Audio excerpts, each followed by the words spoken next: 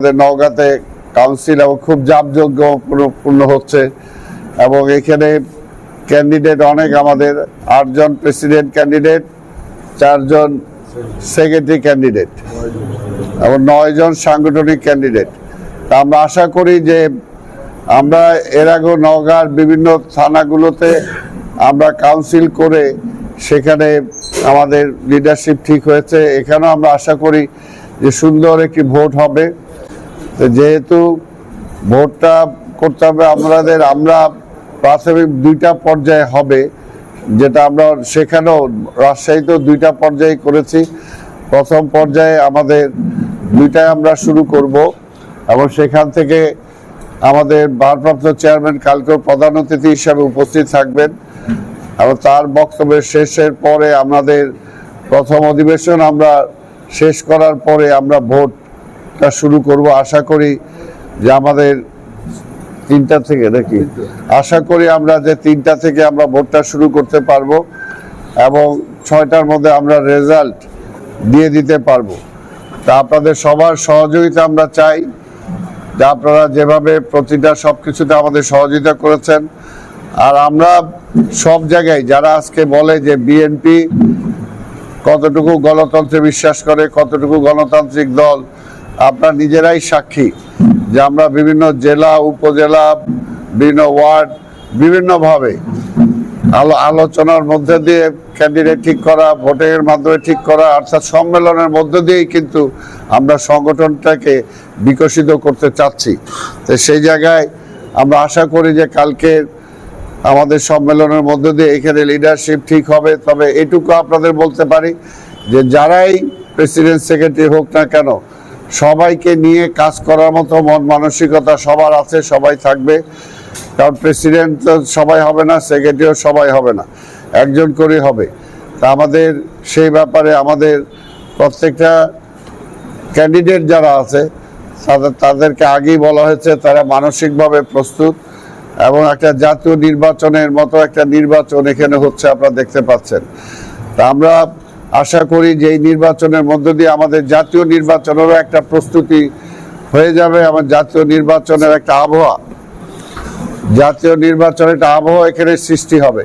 কারণ ফেব্রুয়ারি মাসে জাতীয় নির্বাচন, আপনারা ইতিমধ্যে শুনেছেন যে অনেকে অনেক ষড়যন্ত্র করার পরেও, অনেকভাবে নির্বাচন পেছানোর চেষ্টা করার পরেও আমরা ধন্যবাদ জানাই প্রধান আমাদের যে চিফ অ্যাডভাইজার আছেন, ওনাকে আমরা ধন্যবাদ জানাই যে শত কিছুর পরেও তিনি আমাদের নেতা ভারপ্রাপ্ত চেয়ারম্যান দেশনায়ক তারেক রহমানের সাথে তিনি যে যৌথ বৈঠক করেছিলেন, সেখান থেকে যে যৌথ বিবৃতি দেওয়া হয়েছিল, সেই কথার মধ্যে তিনি এখনো সেই স্ট্রিক্ট আছেন এবং সেই কারণে তিনি ঘোষণা দিয়েছেন। ইতিমধ্যে নির্বাচন কমিশনও নির্বাচন ফেব্রুয়ারির প্রথম দিকে করার জন্য তার প্রস্তুতি সকল গ্রহণ করছে।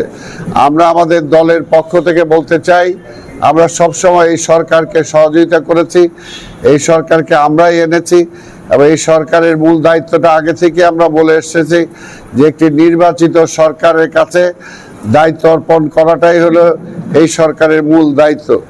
আজকেও অনেকে চেষ্টা হয়তো করবে নির্বাচনটাকে বিভিন্নভাবে প্রশ্নবোধক করার জন্য।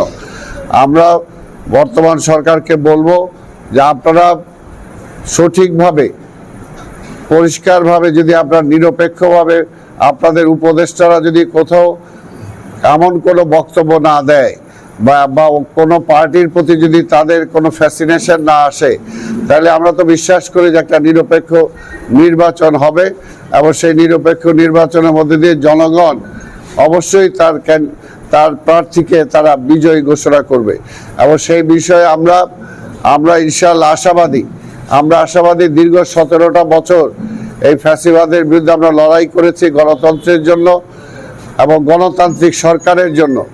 যদি সেই সময় ফ্যাসিস্ট শেখ হাসিনা আমাদের কথাগুলো শুনতো, তাহলে এইরকম পিছনের দরজা দিয়ে তাকে পালিয়ে যেতে হতো না, আর আজকে বাংলাদেশে প্রত্যেকটা প্রতিষ্ঠানও ধ্বংস হতো না। কিন্তু সে নির্বাচনও করতে চায় নাই, উপরন্তু নির্বাচনবিহীন সে ক্ষমতায় থেকেছিল এবং আরো অনেক বছর সে ক্ষমতায় থাকার জন্য প্রশাসন সহ সকল প্রতিষ্ঠানগুলোকে সে ধ্বংস করে ফেলেছিল। কাজে এই সরকারকে আমরা বলবো যে কোনোভাবেই যাতে এই সরকার অন্য কোনো দিকে দৃষ্টি না দেয়।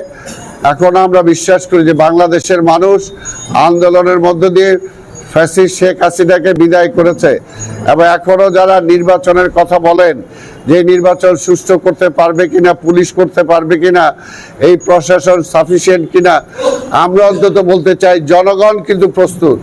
জনগণ কোনোভাবেই এই নির্বাচন কারচুপি করতে দিবে না। জনগণ শুধু ভোট দিবে না, ভোট দেওয়ার পরে আমরা বিশ্বাস করি প্রত্যেকটা ভোট সেন্টারে পাহারা দিবে, যাতে ভোট সেন্টারে কোনো কারচুপি না হতে পারে, ভোট সেন্টারে যাতে কেউ কোনো মাস্তানি না করতে পারে, ভোট নষ্ট হয়ে যাক এমন কোনো ব্যবস্থা যাতে কেউ না করতে পারে, সেটার জন্য জনগণ পাহারা দিবে। এবং আমরা আমাদের দলের পক্ষ থেকে বলবো আমাদের 100% সহযোগিতা থাকবে একটা নিরপেক্ষ গ্রহণযোগ্য একটা নির্বাচন যেন হয়।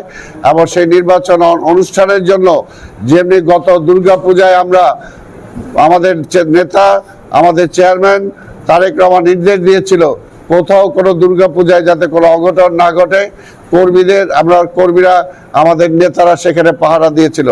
আপনারা দেখেছেন যে 5ই আগস্টে হাসিনা পালিয়ে যাওয়ার পরে সারা দেশে যে একটা অস্থিরতার সৃষ্টি হওয়ার সুযোগ ছিল, যে 17টা বছর আওয়ামী লীগ আমাদের নেতা কর্মীদের বাড়িঘর দখল করেছে, ব্যবসা দখল করেছে, আমার নেতা কর্মীদেরকে হত্যা করেছে, গুম করেছে, যে পুলিশ গুম করেছে। এই 5ই আগস্টের পর আমার নেতার নির্দেশের কারণে সেই পুলিশদেরকে কিন্তু পাহারা দিয়েছে আমাদের নেতা কর্মীরা। তাই কাজে আমরা বিশ্বাস করি নির্বাচনও জনগণের পাশে আমাদের নেতারা থাকবে, এবং নির্বাচন বানচাল করার জন্য যাতে কেউ চেষ্টা না করে, নির্বাচন পিছানোর জন্য যারা আজকে কথা বলে তারা আমরা বিশ্বাস করি যে তারা বাংলাদেশের জন্য রাজনীতি করতে চায় না বা করে না, তারা অন্য কোনো ষড়যন্ত্র তাদের মাথায় থাকতে পারে। তাদেরকেও বলবো, এবং আন্দোলনকারী যেসব যে দলগুলো ছিল আমাদের সাথে আন্দোলন করেছে তাদেরকেও বলবো, ছাত্রদেরকেও বলবো, আজকে সবাইকে বলবো যে আসুন আমরা জনগণের কাছে যাই। জনগণ কখনো ভুল করে না। জনগণ 62-তে ভুল করে নাই, জনগণ 69-এ ভুল করে নাই, জনগণ 70-এ ভুল করে নাই, জনগণ 75-এ ভুল করে নাই, জনগণ 90-এ ভুল করে নাই, আবার জনগণ কিন্তু 24-এও ভুল করে নাই। কাজেই জনগণের উপর আমাদের আস্থা রাখতে হবে। আমরা আস্থা রেখেই আমরা নির্বাচনে যেতে চাই। আপনারাও আসেন। আমাদের নেতা দেশনায়ক তারেক রহমান আর কি বলবে, এত কিছু বলেছে যে বিএনপিকে যদি এককভাবেও জনগণ ভোট দিয়ে সরকারে পাঠায়, ক্ষমতায় নেয়, তারপরেও আজকে রাষ্ট্রের সকল প্রতিষ্ঠানগুলো তারা ধ্বংস করে ফেলেছে। আজকে রাষ্ট্র রিপেয়ার করতে হবে। আজকে রাষ্ট্রের অনেক কাজ আছে যেগুলো আজকে জাতিকে ঐক্যবদ্ধ করা ছাড়া সম্ভব না। কাজে আমরা চাই বিএনপি নির্বাচিত হলেও আন্দোলনকারী সকল রাজনৈতিক দল শক্তিকে আমরা একসাথে নিয়েই কিন্তু আমরা সরকার পরিচালনা করতে চাই। আমাদের নেতা তারেক রহমান কিন্তু সেটা আগেই বলেছেন। কাজে এখন আল্লাহর হস্তে দেশটাকে ঠিক করার জন্য আজকে এই নির্বাচনটা শুধু বিএনপির স্বার্থে না, এটা দেশ রক্ষার জন্য নির্বাচন, স্বাধীনতা রক্ষার জন্য নির্বাচন, গণতন্ত্র রক্ষা ফিরে আনার জন্য নির্বাচন।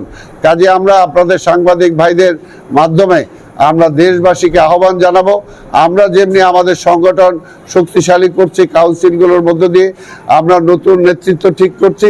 আজকে জনগণকেও সুযোগ দিতে হবে এই দেশ কারা পরিচালনা করবে, সেই নতুন নেতৃত্ব যাতে জনগণ চয়েস করতে পারে, জনগণ ভোটের মাধ্যমে যাতে আমাদের নতুন নেতৃত্ব আনতে পারে। এবং আমরা বিশ্বাস করি আমাদের নেতা তারেক রহমান আগামী দিনে বাংলাদেশের রাষ্ট্র ক্ষমতায় আসলে জনগণের ভোটে ইনশাল্লাহ দেশের সমস্যা যেগুলো আছে, তার বাবার মতো শহীদ রাষ্ট্রপতি জিয়া রহমান অল্প সময়ের মধ্য দিয়ে দেশে যেরকম একটা পরিবর্তন এনেছিলেন, ইনশাল্লাহ আপনারা বিশ্বাস রাখতে পারেন আমাদের নেতা তারেক রহমানও যদি আগামীতে বাংলাদেশের প্রধানমন্ত্রী হয় তাহলে কিছুদিনের মধ্যেই বাংলাদেশের আইন শৃঙ্খলা বলেন, অর্থনৈতিক সমস্যা বলেন, বেকার সমস্যা বলেন, আজকে বিভিন্ন ইনভেস্টমেন্টের সমস্যা বলেন, আজকে সীমান্তে যে পুশিনের সমস্যা বলতেছেন সেটা বলেন, আজকে বর্ষায় পানিতে ভাসিয়ে দেয়, শুকনার সময় আমাদের শুকনা দিয়ে মেরে ফেলে, এই সকল সমস্যার ইনশাল্লাহ দেখবেন অল্প সময়ের মধ্যেই তারেক রহমান কিন্তু সেটার সমাধান দিবেন, ইনশাল্লাহ দেওয়ার চেষ্টা করবেন। তা আমি আপনারা এত রাত পর্যন্ত বসেছিলেন, আমার সেখান থেকে আসতে যে একটু দেরি হয়েছে, সেটার জন্য আমি ধন্যবাদ জানাই আপনাদেরকে। এবং আগামীকালকের আমাদের সম্মেলন কাউন্সিলটা যাতে সুন্দর হয়, সফল হয়, সেটার জন্য আপনাদের সহযোগিতা চাই।